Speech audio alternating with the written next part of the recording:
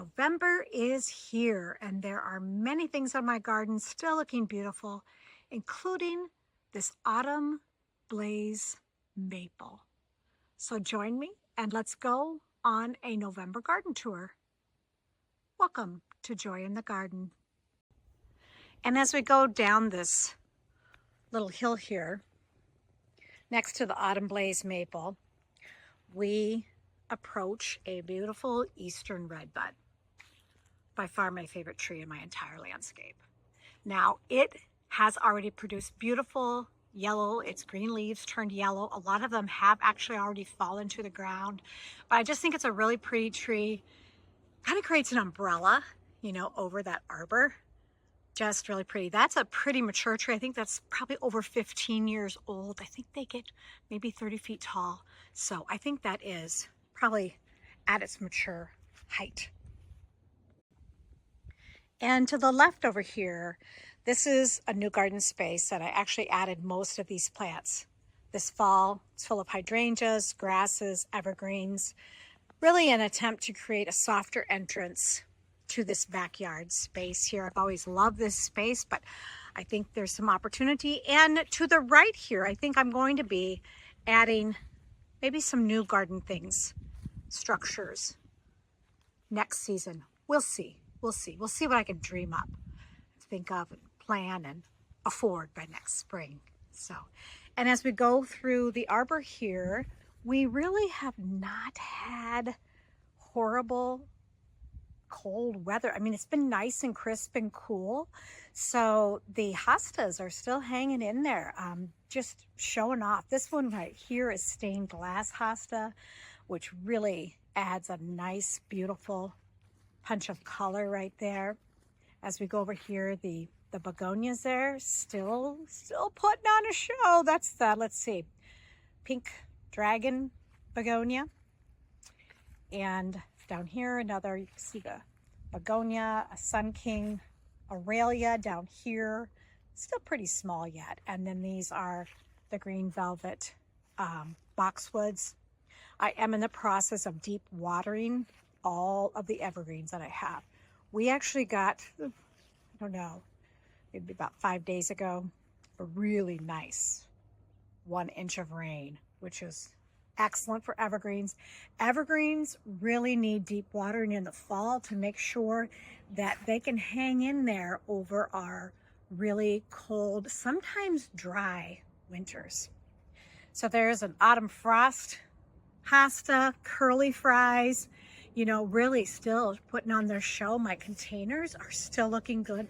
I have kept them watered. It's not as windy today, but it has been very windy. So things have really been drying out. I planted quite a few things, so I do continue to water. That's the orange skyscraper salvia and hula pink begonia. And that is the surefire rose begonia. And the coleus there, that probably looks the most worn out right now. That's the road trip coleus. I recently added down here dressed up ball gown heuchera in that little corner there. Coral dianthus right here.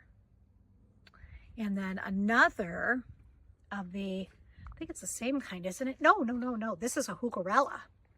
This is capture the flag. And then I added this cute little toad lily plant. Loves shade, produces really pretty flowers. We'll see. We'll see it all next year. And then as we get here into this circle area, there are 5 Bobo hydrangeas. Their coloring, I think, is just looking beautiful this year. They do really every year. These Bobos are in part shade, and they always have beautiful coloring. The coloring lasts a really long time. I am a Bobo fan, big Bobo hydrangea fan.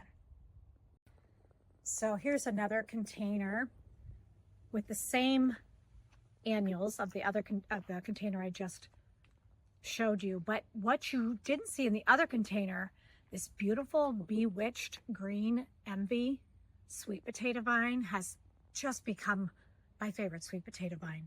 I think it's because just it has really big leaves. It doesn't really get out of control, but really adds a really, I don't know, pretty punch of that light green, which I think is needed. And this road trip coleus looks a little better. So we have some big leaf hydrangeas here. They're a very old variety. They don't bloom very much. I should probably replace them with something else, but I always love their foliage. It's just a really big, beautiful foliage. There's 2 blooms that came from it. This is a little lime hydrangea, and this was my very first hydrangea that I ever planted.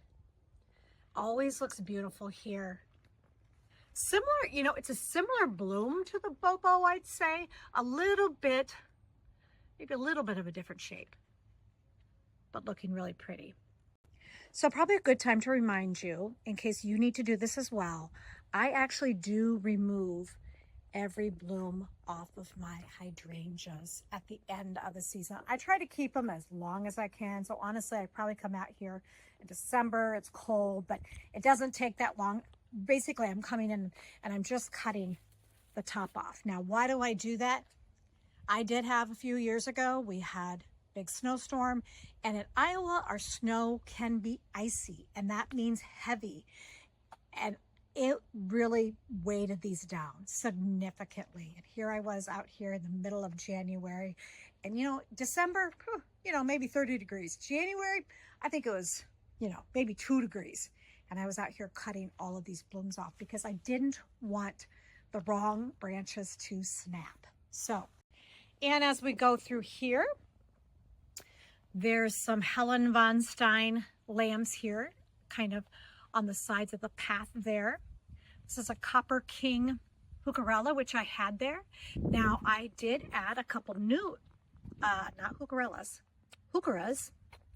And let's see. Yes, this is a dressed up ball gown. And that is a heuchera or a corbel. And there's another one right there. There's that surefire rose begonia again, the orange skyscraper, salvia again as well. Now on this container, I also have a kufia, which is still hanging in there.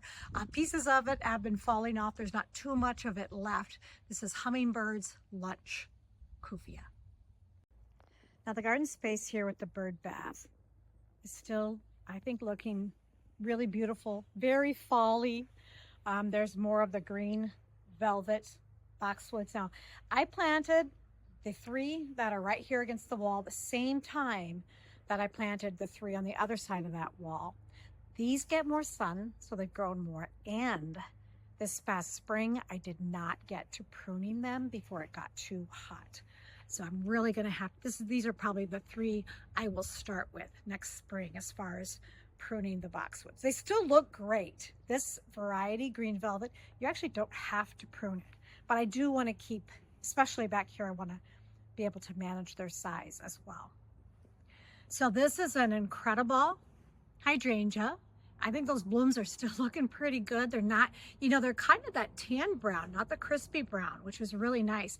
And then the beautiful midnight sunweed gila, which I love.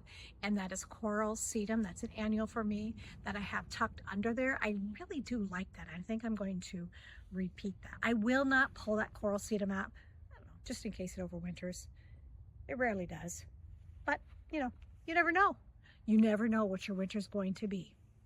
Another one of the orange skyscraper salvias. The little white, a few of the white blooms here and there that you see. There are 7 wee white hydrangeas where you see the white bloom, those are new blooms. I did cut off quite a few of the wee whites blooms that got really crispy brown really early in the season. And then this is one of my favorite fall looking blooms. This is the firelight. I think those blooms are absolutely gorgeous. They're kind of, I don't know. To me, I'm like, I'd like a sweater, that color. It's just beautiful. Just a combination of, you know, brown to cocoa to, you know, off-white. Just really pretty. So this is the firelight. And this is all the bigger this one has gotten in this space, which I don't mind. The firelight can get to be 8 feet, I think, wide and tall. So this one is more, I'd say, maybe 5 feet wide and tall. And I think I've had it for about 5 years, so I'm hoping this is kind of the size that it stays. And I also have, here is a Pinky Winky. It's in a standard tree format. The Pinky Winky of all of the hydrangeas, this is a panicle. When it's young, the blooms are very small, meaning like the length of the blooms are very small. And as it gets older, from year to year, the blooms get bigger and bigger. It's probably the one hydrangea I really notice that on. I don't notice that as much on others, but the Pinky Winky, there's a big difference. All of a sudden one year, you're like, wow, those blooms are twice as big. You're not imagining it. That's, to me, that's a characteristic of the Pinky Winky, which I'm all for. And then as we pull back from that circle area here, we have a part shade space here. And this has the Bobo hydrangea still looking beautiful, those blooms looking beautiful. And then the Pinky Winky back here. Just look how tall that one is right there. That's really a very big bloom. I think this Pinky Winky back here might be 4 years old, maybe 5 years old, but a good example of how large those blooms can actually and will actually get. They aren't as vibrant as they were like a week ago. When I say vibrant, some of the bloom petals have fallen off them. This is a Sum and Substance hosta in the back, another green velvet boxwood, and a stained glass hosta right there. And there's some caramel under this royal purple smoke bush. There are quite a few coleus here and they were looking bad, pulled them out. So you can actually see the pot now. I haven't really been able to see the pot for a lot of the season. These are the polka dot plants I bought as just itty bitty starts in white, pink, and dark pink. Another dressed up ball gown that I recently added. Another corbel there. There's some more of the caramel corbels. And then peachy, can't remember, peachy something corbels. I'll put it on the screen. So as I pull back from that part sun garden bed, this is the garden bed here that I started a couple years ago and then just continued to add on to. And I also this fall added this Temple of Bloom Seven Suns tree. And I do intend to extend this bed around this tree. I don't know if I'll do that next year or the year after, but that is my goal. This will be a beautiful, beautiful tree. I think I'll try to put on the screen what it will look like when it gets bigger and matures. So this garden bed right here, I made a lot of changes to this fall. I added a lot of perennials. I divided a lot of perennials. I added this beautiful trellis. This Olivia, this is Olivia David Austin rose right next to that. And I was really struggling with that rose, just feeling like it kind of got lost. Either I needed to add more roses or not have I don't know. And it didn't bloom that great for me, but this was only its second year in the ground. So I need to have more patience. Once I found this trellis and decided to put it here, I felt like that rose had a home. There was a place that I was kind of leaning against and it just seemed to make more sense. So I'm very excited about that. This trellis here I purchased at a local garden nursery between Des Moines and Indianola, Iowa called Busy Bee. I love Busy Bee. I just love it. It's a beautiful trellis. And in this garden bed, I would say what continues to really make things look good, even when nothing's in bloom, the Lemon Perfection catmint there. That's just, I think that's been a star, in my opinion, the entire season. And so I had some more of those plants. I divided them. You can see kind of along the front path here, I have added more of them this fall.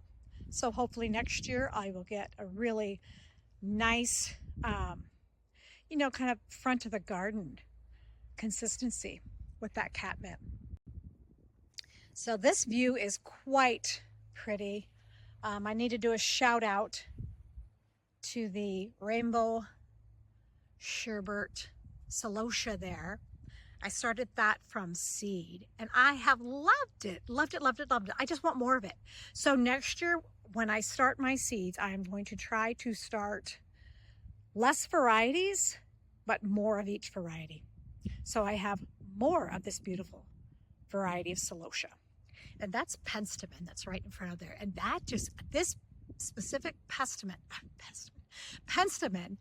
it just gives a really vibrant red look that I really like there. This is the North Wind Maple. It is a Korean and Japanese hybrid. It's an Isley, and the fall color is beautiful. It's been beautiful the entire season. It was kind of, I think its leaves were kind of, I'd say like a lighter green, not chartreuse, not deep green, but like a lighter green most of the with actually tints of orange throughout the entire summer, but now it's taken on that beautiful hue. And then we have the blue planet ageratum, tall blue planet ageratum. It's absolutely definitely another one of my favorites that I started from seed. Next year I'm actually going to start more of it. I just, it's been really low maintenance and I love it, especially in the back here. So I just would like to have it in a few more places. Of course there's some gomphrena still. Of course gomphrena, that stuff can just gets more and more beautiful as the season goes on. That's the buddy variety, and I think that is the Audrey variety. So quite a few perennials that I added and divided this year, but you really can't see them right now. So I looked forward to this garden really coming alive next season. And now we're up in the front part of my garden bed here. And this garden bed right here has 3 green emerald arborvitaes. I do believe they are at their full mature height and width.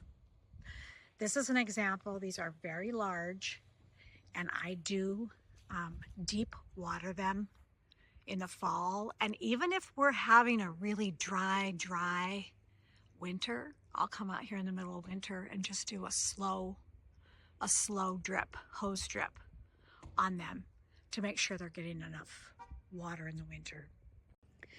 So that is probably me being extra careful to make sure that these emerald green arborvitaes are cared for, because they're so large and beautiful and such an important part of this garden.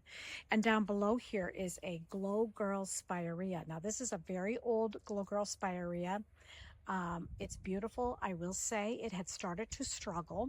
So one of the things that happens in this garden bed is the emerald green arborvitaes, the Japanese lilac tree there, they need a lot of water. So they often just suck up that water from everything in this garden bed.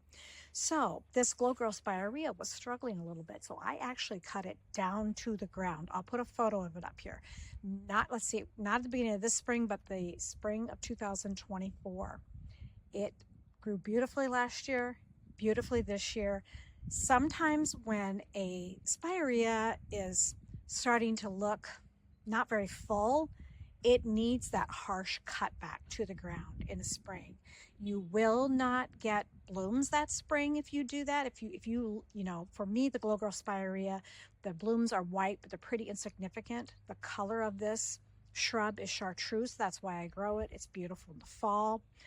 But sometimes you just really have to cut shrubs way down just to get them to rejuvenate. This is the Millennium Allium in front here. I typically leave those spent blooms up all winter. And if you are not familiar with calamint, this is calamint. And calamint, see the little white blooms on there? They're there all summer long. This is a very drought tolerant plant. So a really good thing to add to your garden.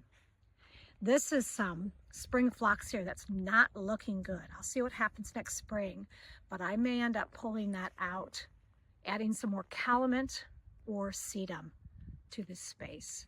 There's some more lambs here, millennium allium.